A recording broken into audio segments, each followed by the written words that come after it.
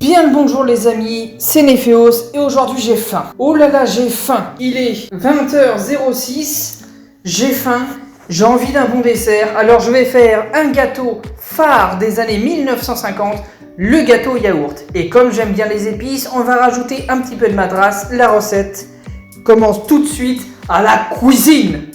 Donc voici les ingrédients. Faisons le tour. Alors, tout d'abord, il nous faut un yaourt. Donc moi, j'ai pris un yaourt à la vanille parce que j'aime bien. Donc là, c'est un yaourt de 95 grammes. C'est bon.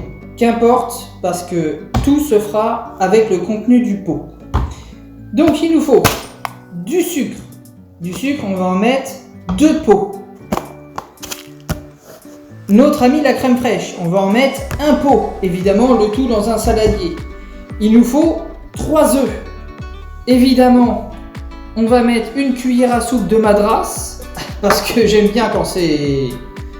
Voilà. On mettra un pot d'huile de tournesol, on mettra un sachet de levure chimique, et on mettra 3 pots de farine. Bon, moi j'ai de la farine 65 parce que je fais mon pain avec, mais qu'importe la farine, c'est ça qu'il faut. Tout d'abord les amis, il faut préchauffer notre four. Donc on le préchauffe à 180. Hop, comme ça. 180 degrés. Comme ça, une fois qu'on aura mélangé nos ingrédients, pas besoin d'attendre. Zou! On le mettra au four. Alors, tout d'abord, il faut notre yaourt. Hop, on l'ouvre délicatement. Voilà.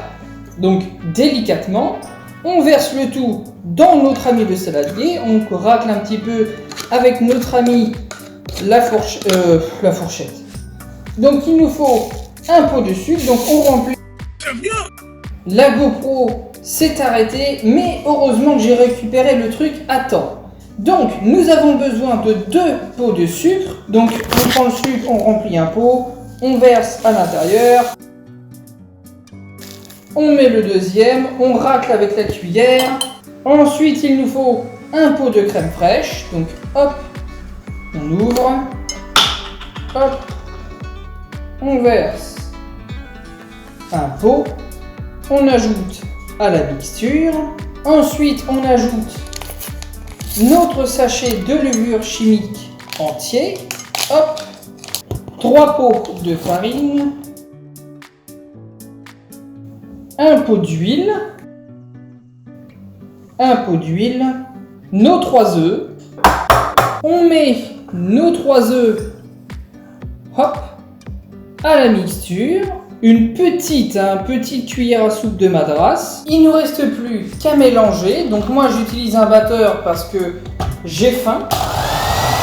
Une fois notre mélange bien mélangé, on le verse dans le plat, on le met au four, hop, au minimum 30 minutes. Ensuite, on plante le couteau pour regarder s'il est cuit ou non. Les 30 minutes sont passées, on va pouvoir regarder si notre gâteau est cuit. Pour voir si le gâteau est cuit, on prend un couteau, ça c'est un vrai couteau, et on pique à l'intérieur.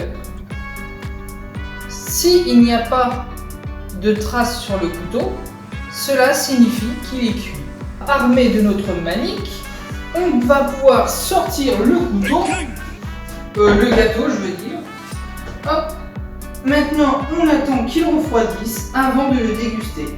Notre gâteau a refroidi, donc nous allons pouvoir le manger dans ce cadre idyllique. Il est temps de goûter ce gâteau mystique.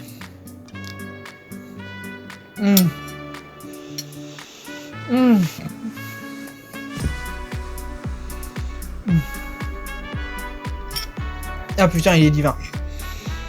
Oh la vache. Ah c'est bon. Ah c'est bon, c'est fou. C'est fou comme un rien peut tout changer. Sur ce, je vais continuer de manger parce que là putain, il est bon. Portez-vous bien et surtout, n'oubliez pas qu'un rien peut tout changer.